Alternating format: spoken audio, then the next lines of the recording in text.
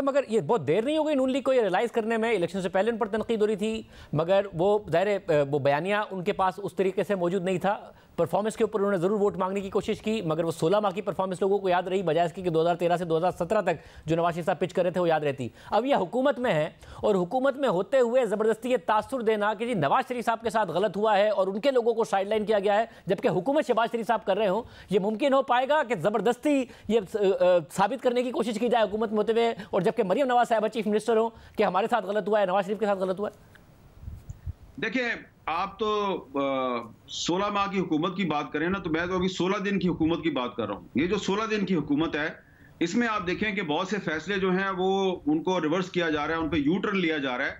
और बहुत से ऐसे रहनुमा जो कि अभी नून लीग के सिटिंग MNAs हैं और even some of them are sitting ministers,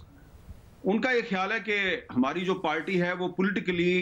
Imran Khan साहब का मुकाबला करने की पोजीशन में नहीं है, क्योंकि जब ये बजट करीब आएगा और हमने लोगों पे टैक्सेस लगाने हैं और IMF की शराइत पे अमल दरामद करना है, तो उस वक्त हमारे लिए बड़ा मसला हो जाएगा। और इस कौमी असम्बली में जब बजट को पास कराना हुआ, तो शायद जो पीपल्स पार्टी है वो भी कुछ मामलात पे हमें टफ टाइम दे। तो इसलिए ये प्रेडिक्शन की जा रही है, नून लीग वाली जो है वो हमें बता रहे हैं कि आप देखिएगा आने वाले दिनों में जो लड़ाई PTI में हो रही है, वो लड़ाई मुस्लिम लीग नून में भी शुरू हो चुकी है, लेकिन वो अभी नजर नहीं आ रही, लेकिन आपको नजर आना शुरू हो जाएगी। तो मेरा ये ख्याल है कि इस पे मुस्लिम लीग नून की जो लीडरशिप है, खास तौर पे नवाज शरीफ और शहबाज शरीफ साहब, इनको अपने जो तमाम सीनियर लोग हैं उनको बिठाकर कोई एक फैसला करना चाहिए कि इन्होंने करना क्या है। क्योंकि अभी आप देखें कि जावेद लतीफ साहब कुछ कह रहे हैं, राना सनाउल्लाह साहब कुछ कह रहे हैं, ख्वाजा आसिफ साहब कोई और बात कर रहे हैं, अताउल्लाह तलड़ साहब कोई और बात कर रहे हैं। अब इसहाक डार साहब ने मौजूदा सूरत हाल में ये कह दिया जी कि ट्रेडर्स कम्युनिटी कहती है कि इंडिया के साथ तजारत करो,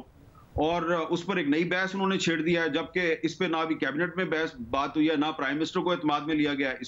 इस पर भी बड़ी बात हो रही है। और कुछ जो मिनिस्टर्स हैं मुस्लिम लीग नून के, उनका ये ख्याल है कि ये इसहाक डार साहब जो है उन्होंने पहले ही हम पर बहुत तनकीद हो रही है कि हम किसी बैरूनी एजेंडे पे अमल दरामद करने के लिए लाए गए हैं, तो उन्होंने ये जो बात कर दिया है तो हम इसको कैसे डिफेंड करें। और फिर ये जो अहद चीमा साहब वाला इशू हुआ है, इसको डिफेंड करने के लिए कोई तैयार नहीं है। वो कहते हैं जी कि क्या हम ये इस किस्म की जो कमजोर पहलू हैं हमारी काबीना के लोगों के, हम उनको डिफेंड करने के लिए रह गए हैं। तो